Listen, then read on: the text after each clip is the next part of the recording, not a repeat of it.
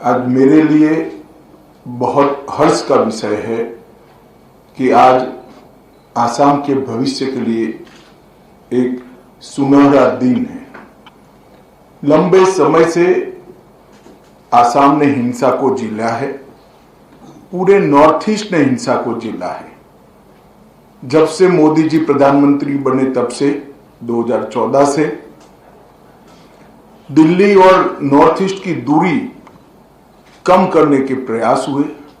मन खोलकर खुले हृदय से सभी के साथ बातचीत की शुरुआत हुई और उनके मार्गदर्शन में ही उग्रवाद मुक्त, हिंसा मुक्त और विवाद मुक्त नॉर्थ ईस्ट की परिकल्पना लेकर गृह मंत्रालय चलता रहा। पिछले 5 वर्षों में 9 शांति और सीमा संबंधित समझौते अलग अलग राज्यों के पूरे नॉर्थ ईस्ट में हुए हैं। इसके कारण नॉर्थ ईस्ट के एक बड़े हिस्से में शांति की स्थापना हुई है। रिकॉर्ड पर 9000 से ज्यादा काडर ने सरेंडर किया है और आसाम की मैं बात करूं तो 85% आसाम में से अब सपा को हटाया जा रहा है।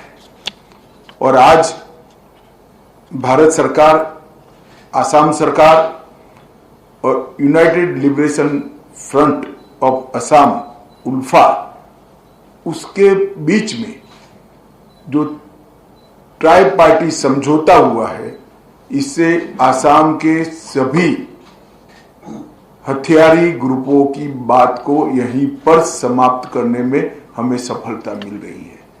ये आसाम और नॉर्थ ईस्ट की शांति के लिए बहुत महत्वपूर्ण है।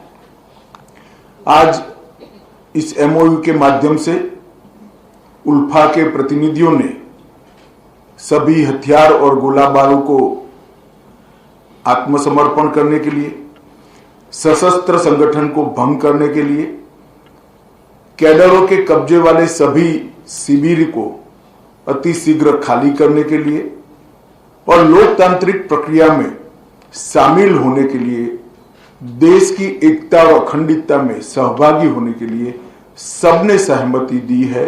ये मेरे लिए बहुत आनंद का विषय है। सिर्फ उल्फा के संघर्ष की बात करें तो करीब करीब 10,000 लोग उल्फा के इतने लंबे समय के संघर्ष में मारे गए और 1979 से लेकर अब तक इधर और साइड से जो भी मारे गए होंगे वो सभी इस देश के ही नागरिक थे।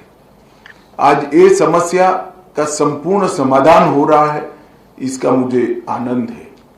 उल्फा के प्रतिनिधियों से बात कर भारत सरकार के द्वारा एक बहुत बड़ी अमाउंट का पैकेज और इसके साथ साथ ढेर सारे आसाम के विकास के प्रोजेक्ट को भी हमने स्वीकृति दी है।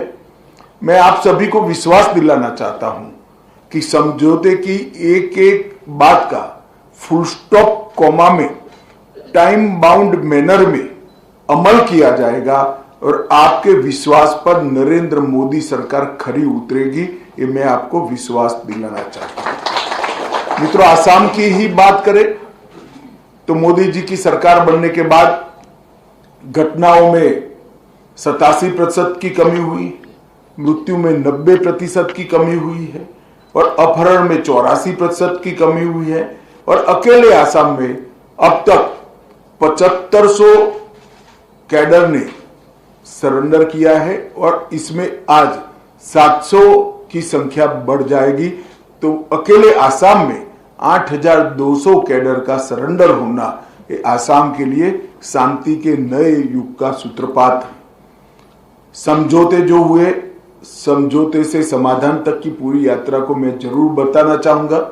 2019 में एनएलएफटी के साथ त्रिपुरा में समझौता हुआ, 2020 में ब्रू समझौता हुआ, 2020 में बोडो समझौता हुआ, 2021 में कार्बी समझौता हुआ, 2022 में आदिवासी समझौता हुआ, 2022 में आसाम मेघालय अंतर्राज्यीय सीमा का समझौता हुआ। 2023 में असम अरुणाचल अंतर्राज्यीय सीमा का समझौता हुआ। 2023 में दिमासा शांति समझौता हुआ और अभी 2023 में यूनाइटेड नेशनल लिबरेशन फ्रंट का समझौता हुआ और आज उल्फा के साथ समझौता हो रहा है। मैं मानता हूं कि पूरे नॉर्थ ईस्ट और विशेष कर आसाम के लिए एक शांति के नए युग की शुरुआत होने जा रही है। मैं आज उल्फा के सभी प्रतिनिधियों को हृदय से विश्वास दिलाना चाहता हूं कि आपने जो भरोसा भारत सरकार पर रखा है, भारत सरकार के गृह मंत्रालय की ओर से आपकी मांग किए बगैर ही इस सारी चीजों को पूरी करने के लिए एक टाइम बाउंड मैनर में प्रोग्राम भी बनाया जाएगा और हम गृह मंत्रालय के अंतर्गत एक कमिटी भी बनाएंगे जो असम सरकार के साथ रहकर ये पूरे समझौते को पूरा करने का प्रयास करें, समयबद्ध तरीके से पूरा। हमने बोडो के साथ किया या ब्रू के साथ किया या त्रिपुरा में किया, सभी समझौतों को 19 के बाद जितने समझौते हुए हैं हम समय से आगे हैं, कहीं पर समय से पीछे नहीं है। समय से पहले ही हमने समझौते की शर्तों को पूरा करने का प्रयास किया है। आज एक ऐतिहासिक घटना जो आकार ले रही है, उसके लिए सबसे पहले मैं देश के प्रधानमंत्री नरेंद्र मोदी जी को बहुत बहुत बधाई देना चाहता हूं, क्योंकि इनके ब्रॉडर विजन उग्रवाद मुक्त नॉर्थ ईस्ट के बगैर ये संभव नहीं था।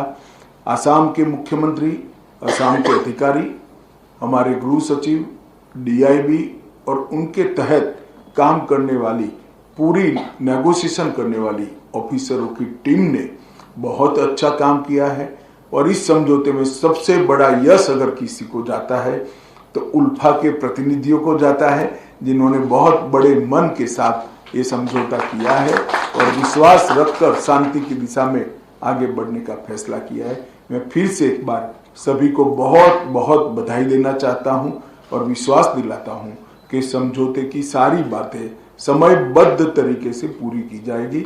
आप सभी का बहुत बहुत धन्यवाद।